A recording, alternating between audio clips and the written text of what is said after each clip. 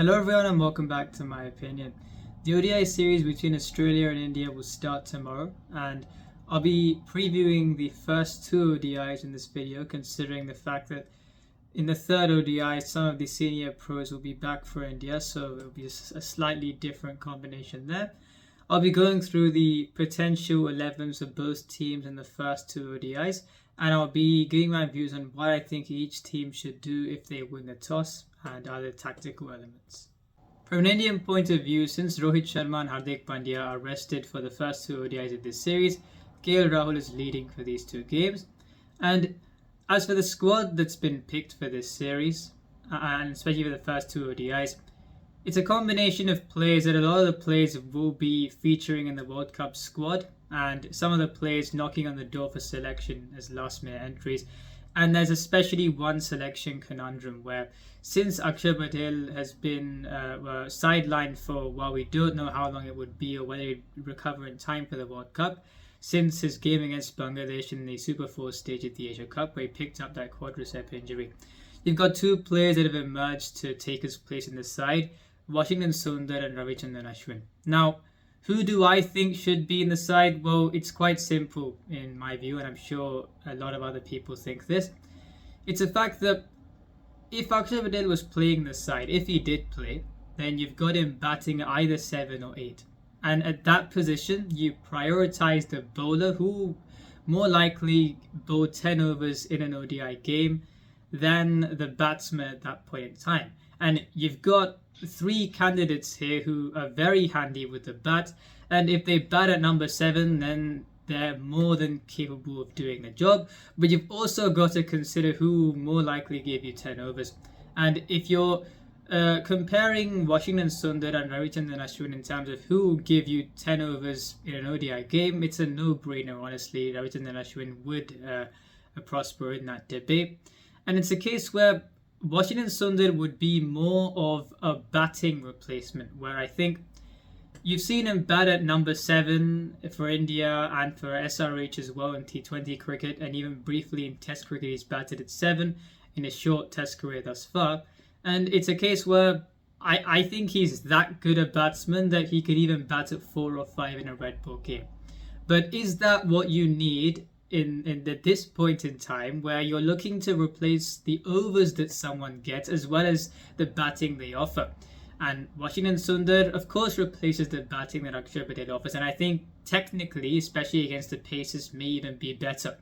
But as a bowler, especially batting at number 7 or 8, you've got to prioritise the bowler at that stage. So I know Washington Sundar was called up to play the Asia Cup final, didn't have to do anything in that game, but I think the right player to fill that slot would be Ravichandran Ashwin. And even in this series, who's more likely to play? Because you've got Ashwin to slot in as a second spinner since Kuldeep Yadav is included in the squad for the first two games.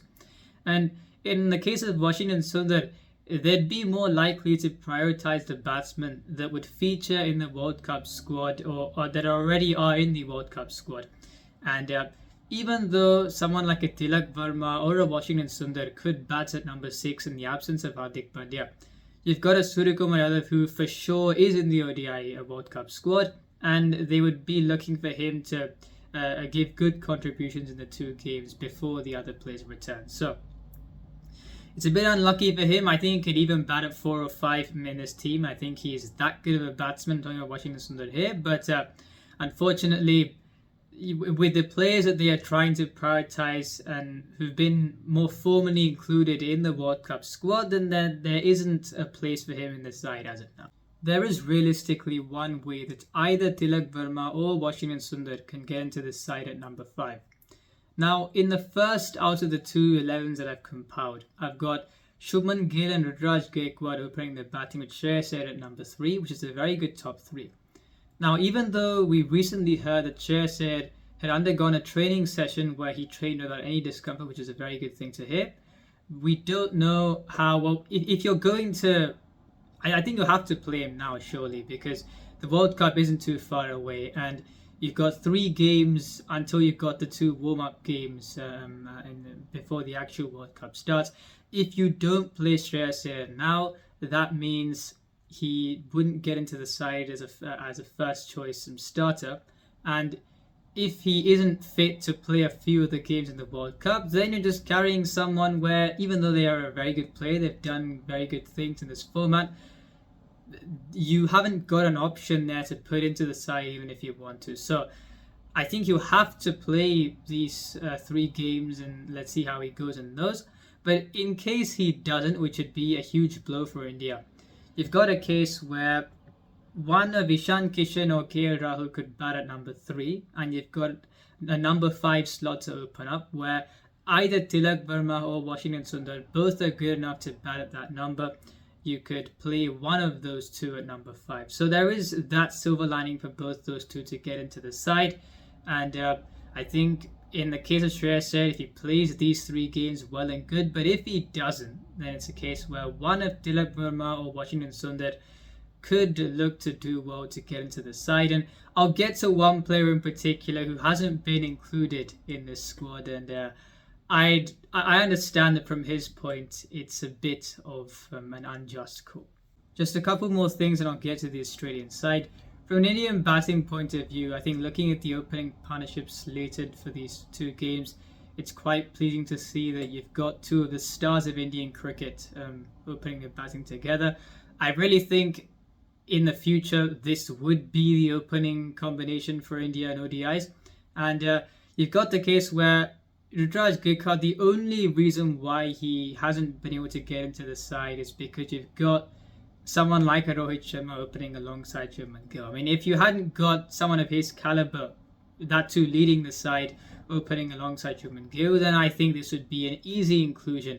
Someone who averages a bit over 60 in list A cricket, striking at just over 100, and over 72 innings, he's got 16 50s and 15 hundreds. So a ridiculous record. And since even in T20 cricket, he's been able to bat at number 6 and lead the side in the Maharashtra Premier League.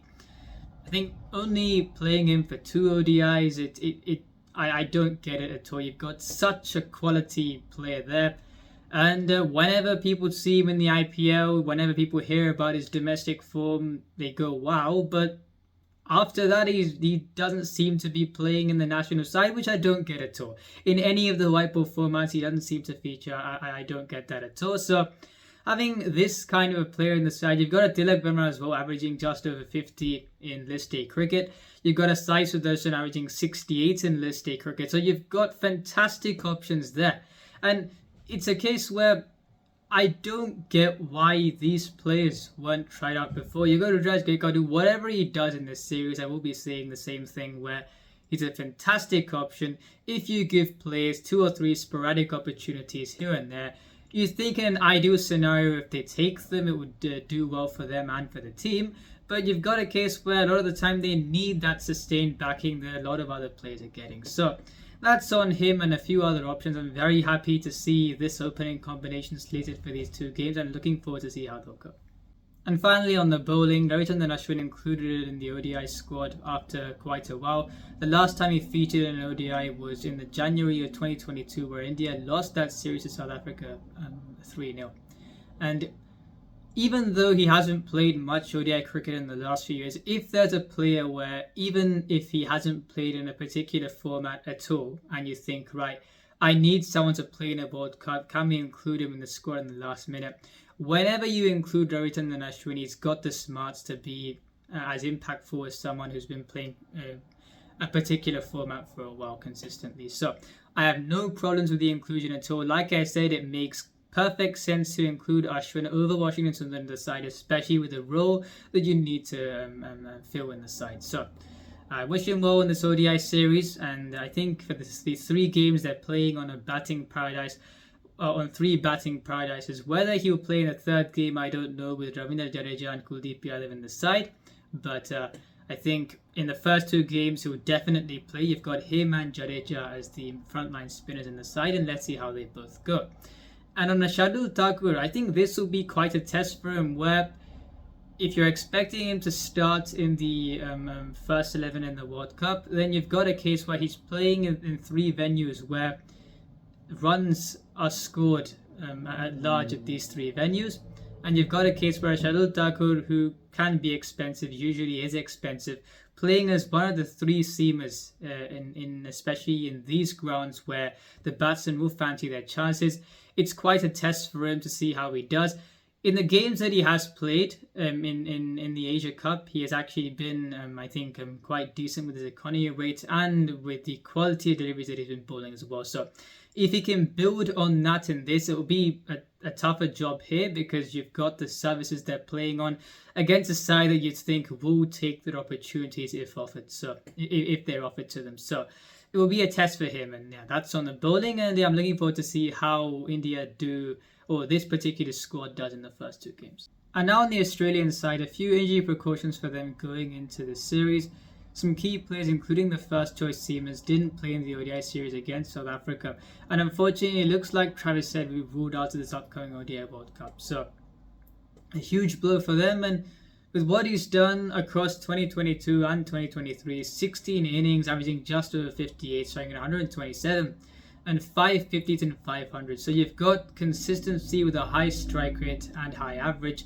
And it's a case where, yes, you've got players such as Mitchell Marsh and Matthew Short has just been included in the side now. But it's a case where I don't think, even though you've got some players who do look to be aggressive is the way they play, I don't think they can fill the shoes of someone, at least as of now, where he's averaged 58, striking at such a high strike rate as well, and has got the consistency. I mean, he's got 10 telling contributions in 16 innings across 2 years. So I think filling the shoes of someone that's given that kind of a contribution will be a very tough ask.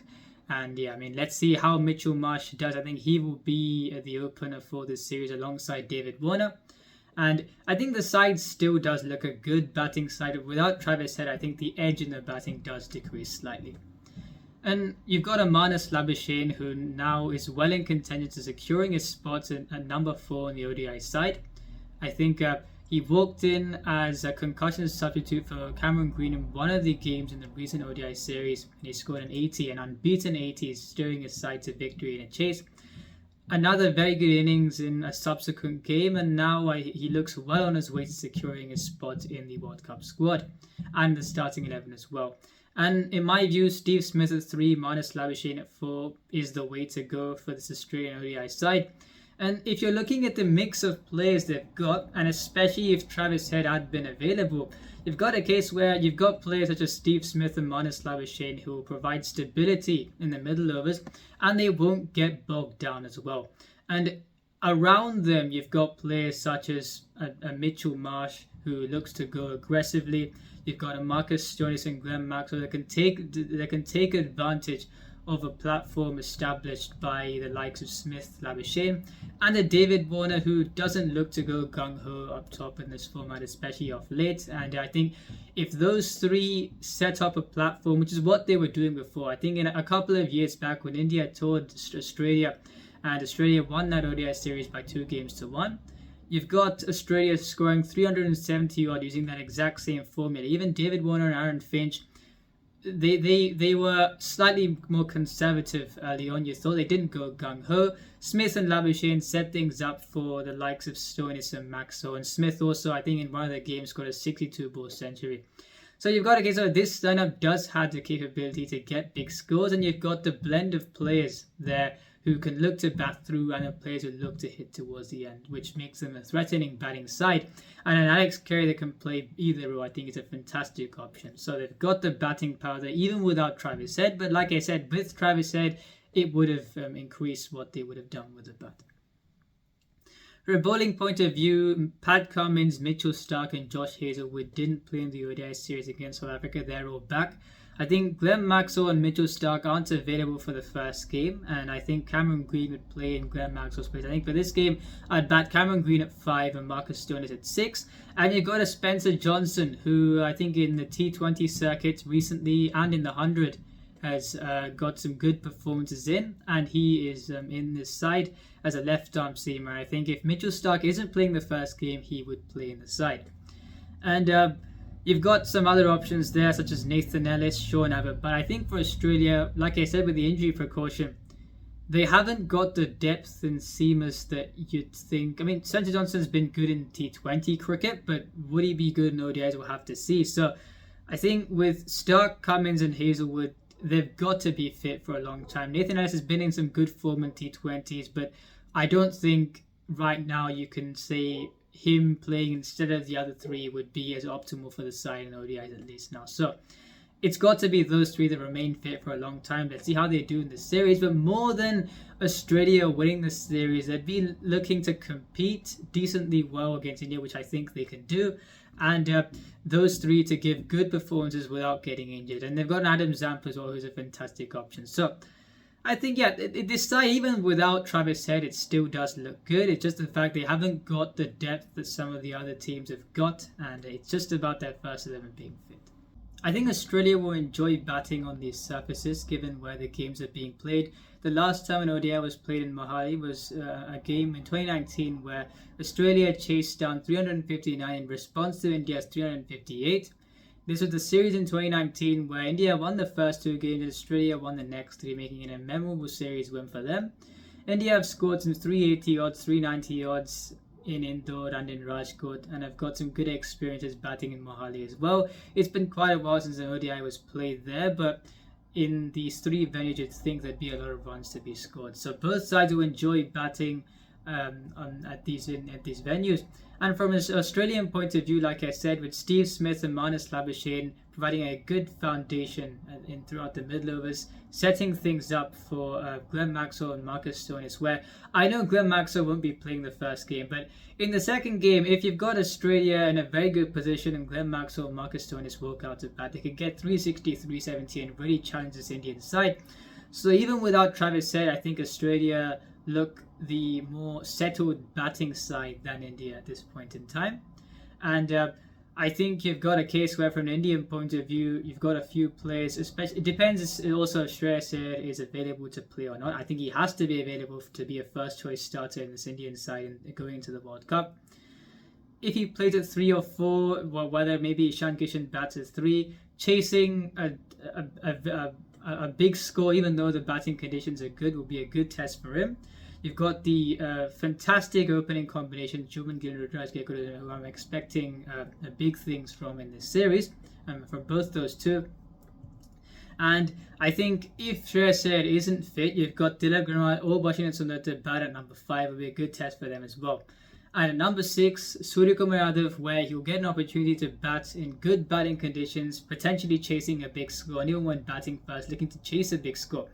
And if he does play, I think if he prospers in these two games, it will be a testament that he can do well in the roles of this Indian team if they pick him they wanted to play, which is maybe bat at number 6, capitalize towards maybe in the last 15 overs of the game, and effectively go into T20 mode when he bats in the last 15 overs of the inning. So they're using him in that way, and him batting first or batting second with the conditions on offer, if he gets some good scores here in the manner in which he likes to play, will be good for him and good for the side as well. So let's see how this series goes. I think from an Australian point of view, especially for the first game, without a Mitchell Starc there, if they do bowl in a good surface, it'll be interesting to see how they cope. If Spencer Johnson isn't able to adapt in his first ODI game, you've got a Josh Hazelwood where if he isn't able to take breakthroughs up front, how would his 5 overs go towards the end? You think India would take a few runs off him at the end?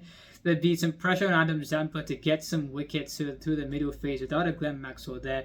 You think Cameron Green and Marcus Stoinis throughout the middle overs, would that be as threatening on a good surface? I don't think it would. I think Glenn Maxwell is a good defensive option in the middle overs in ODI cricket and a good option in T20s as well. I don't quite think Cameron Green's white ball bowling has come all that way. And let's see how this series goes. I think Australia, the thing for them would be not for more players not to be going through an injury cloud. If you got the 3 seamers who perform well and do so without any discomfort, then I think it's the best thing for Australia going to the series. More than winning it is that players, their first team does not get disrupted more than what it has been.